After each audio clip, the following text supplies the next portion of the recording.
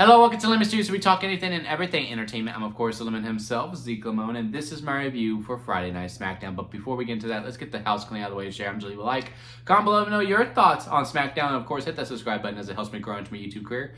I would greatly appreciate it. Now, all that out of the way, let's get into it, shall we? So, what a week for wrestling, right? I mean, Monday Night Raw, one of the best Raws that we've had in quite some time. NXT, great ending, great show overall, but man, that ending with the invasion angle was really a lot of fun. Dynamite, I thought, was a lot of fun as well. Now, here we are on SmackDown, and I feel like, again, this has been one of the better SmackDowns that we've had in quite some time.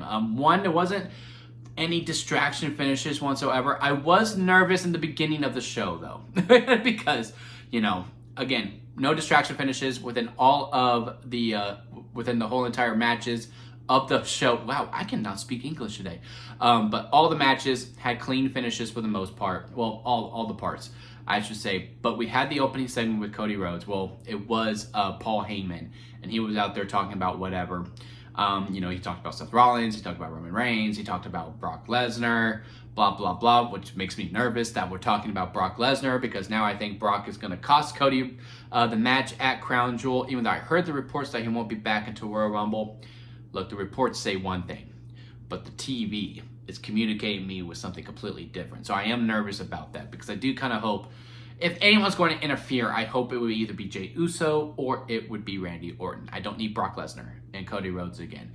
They had a fun feud, but I just don't need it again. And if he has gone to Royal Rumble, like, what are we doing? Like, because, again, Brock just really needs a hard reset for me to get fully interested within him again, because his matches are so much the same. But yeah, Paul is talking about that, and then here comes Cody. He interrupts him and goes, I want to talk about Brock Lesnar. Again, that's where my worry comes in, that Brock Lesnar is going to cost him the match. The Brawns come out, and they're going to jump Cody. Cody spitting fire on the mic like he always does, and then, you know, he's like, this isn't a smart idea, but F it. And he starts fighting both of them. Then here comes Randy Orton. And for a split second, because I completely forgot that we had the women's triple threat match, I was like, no, we're setting up the Raw main event on Friday Night SmackDown. We're going to do Randy Orton and Cody Rhodes versus the Brawns. Now, that could very much still be the Raw main event when we go live on Monday night. But I really thought we were going to do it here. I was like, oh no, all the momentum's gone. Because again, I was like, hey, wrestling has been good this week. Everything I've watched, I've actually very much enjoyed. Let's see. You know, SmackDown is arguably the weakest out of all the weekly shows. So let's see if they can stick the landing here. And I got really nervous really fast. But no. Then I was like, oh yeah, we're having the triple threat match. Okay, whoo. And then I was calm. And that was that. It was a fine segment for what it was. We communicated a lot. I feel like we also communicated possibly Brock versus Breakker at WrestleMania, because of Cody going, look, you can't, out of all the people that you can trust, you cannot trust Paul Heyman, because Paul Heyman is not fully invested within you, or something like that. So we accomplished a lot in that segment. It's just, again, I don't need Brock Lesnar interfering in the Crown Jewel match, but I also would like to see him sooner rather than later, because waiting until the Royal Rumble is just to me personally.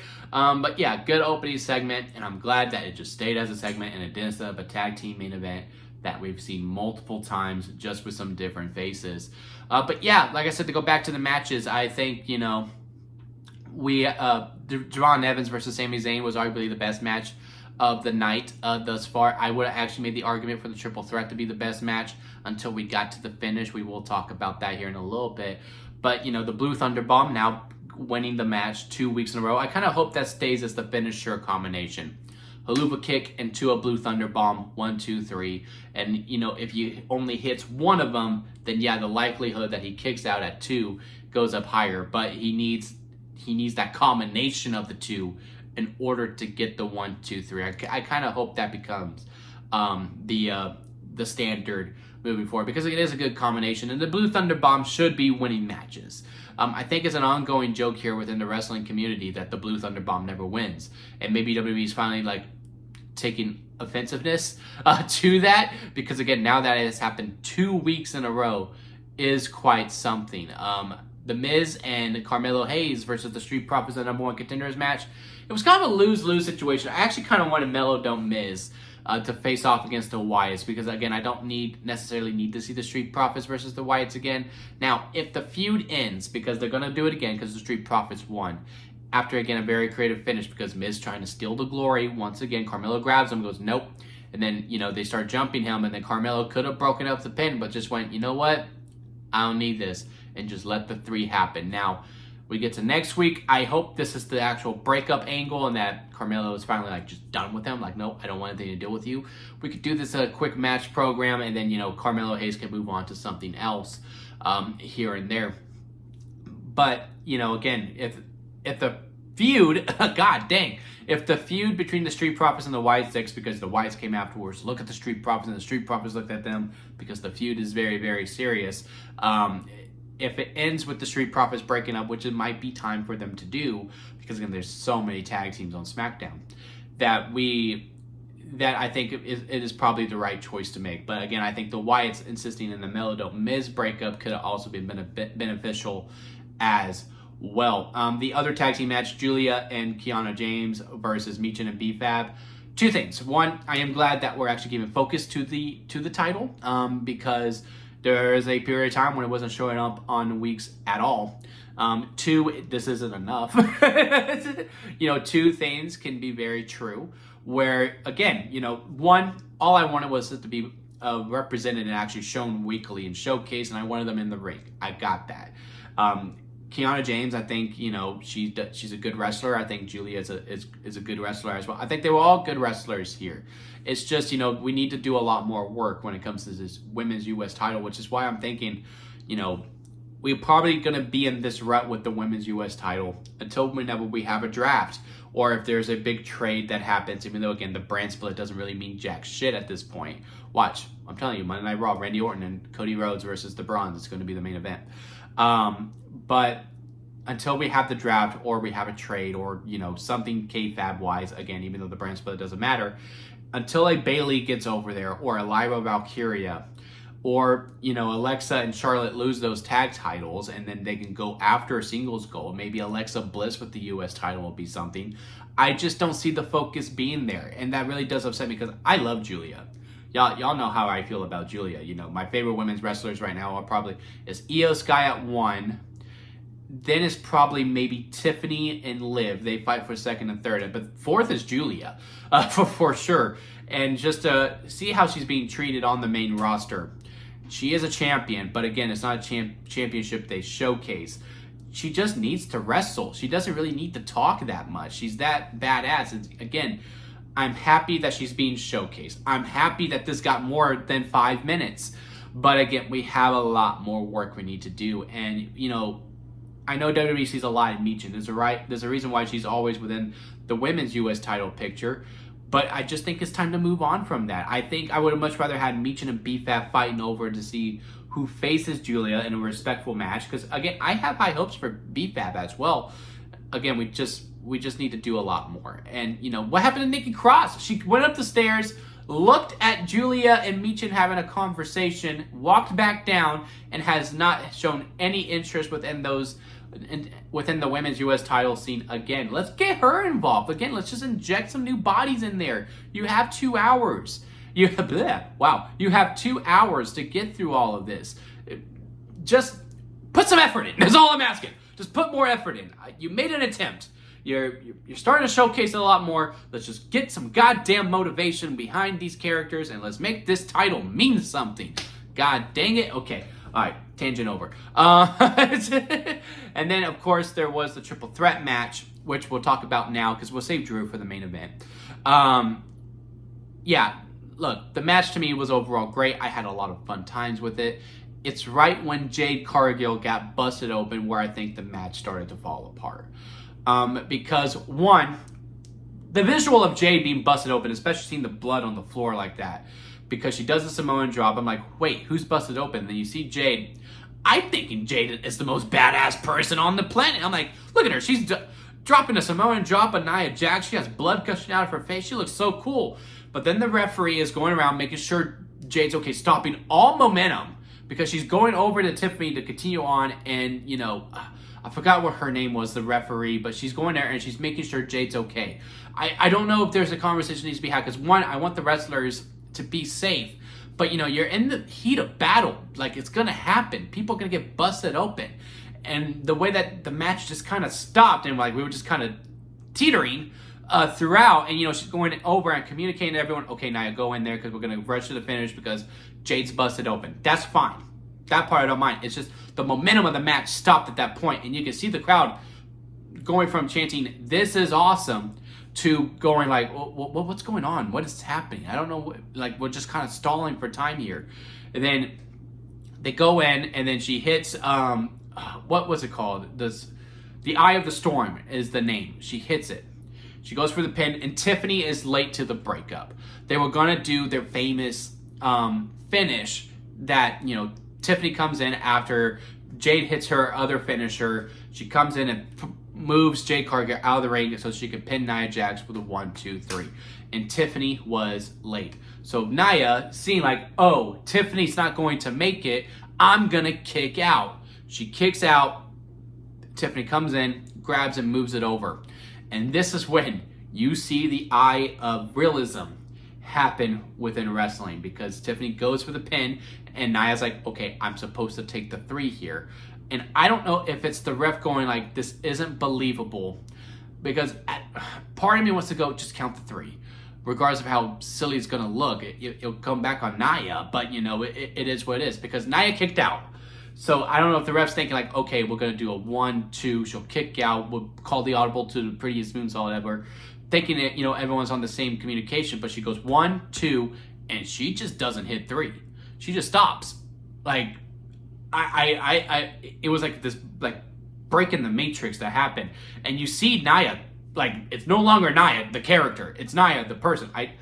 Lena is her real name? Like, that wasn't Nia Jax. She goes over and goes, what the fuck are you doing? Like, you can tell she's pissed. And then she's like, oh, crap, people, okay, let me break out. And then we get to the prettiest moonsault ever, 1, 2, 3.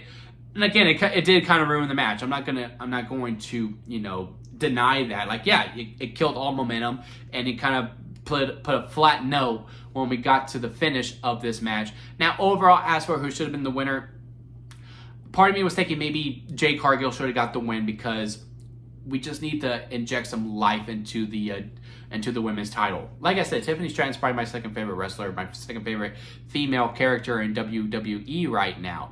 But we haven't really done a whole lot with her. Now that they're building up this, she's the only undefeated superstar on the main roster within 2025. She has the 3rd longest reign for the WWE Women's title. Now, at first I was thinking, okay, yeah, Stephanie needs to win, because the women's world title is booked better than the women's title, the WWE women's title. Now I'm thinking, with all this lore that we've added to Tiffany Stratton, I think Tiffany needs to win that match over there, and then maybe it's a Bianca Belair who faces her. I do not know how long Tiffany has until she passes Bianca. No, because Bianca's 1. It's Becky who's 2. I do not know how long she has until she can pass Becky. If she passes Becky, I think the story that needs to be told, it's Bianca versus Tiffany, and with Bianca getting the win, and then you have Jade win the title when she gets to Bianca versus Jade. I think that's probably where we need to go to now. As for where does Jade go, because she is on the poster for Crown Jewel, so she'll be used. At least I assume so. Maybe we do the Jade versus Nia feud at Crown Jewel, which I could be down with. I could get into that quite a bit, because she hit the Jade, or I forgot what her main finisher is, where she drops her and then goes for the 1, 2, 3, and then Nia pulled the ref out. That could also be the indication of the story too, because again, Jade would have won the title if it wasn't for Nia Jax. But yeah, that finish just really kind of fell flat to me. And again, I think the wrong winner won. Again, I love Tiffany Stratton, but again, I just think we need to inject some adrenaline into this women's division. And I think Jade Cargill would have been the best bet for that. And I think Stephanie versus Jade could have been a lot of fun to see too. And then we finish off with talking about the Drew McIntyre segment. He comes out with a big old boot. And, he's talking about, it's a conspiracy. Cody's paying the refs, which I really like, because, yeah, it makes sense. Because we talked about it during the WrestlePalooza review. Like, okay, so he can hit him onto the steel steps, no problems. Everything's A-okay there. But when he's going to claymore him through some wood on a on the commentary table. All of a sudden, there's a problem. Then Nick Aldis comes out and going, "You need to stop." And then they have their little chat, and Nick Aldis goes, "You know what? You could keep having this conversation, but I'm done. I'm leaving." I'm like, Nick, you started it. You came out to talk. So that was a little weird. And then from out of nowhere, here comes Jacob Fatu. He makes his grand entrance. I don't know if maybe they were trying to cool him off so that he's not as prevalent in the U.S. title scene. I would have liked the segment to go, look, I want to go for the world title, so I'm going to start, going towards main event players. So now we're going to do Drew McIntyre versus Jacob Fatu. Very good back and forth.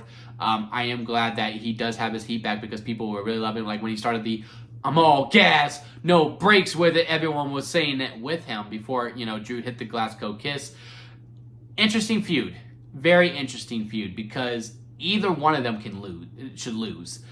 So we're going to have to get really creative with the finish to justify whoever does win because I really want the Drew versus Cody feud to continue post-Crown Jewel.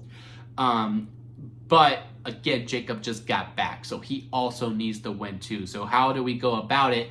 I guess that's why we're going to tune into it. But a good segment overall to finish off on this review, and a good episode of SmackDown overall. Besides the finish of the main event, which again is just some unfortunate circumstances. I think there's just some communication errors that were happening because again, Nia kicked out of the move before Tiffany could break it up, and then as a referee, I'm like, well, there's no way it's believable that she'll kick out once and then she'll just wouldn't kick out of the other.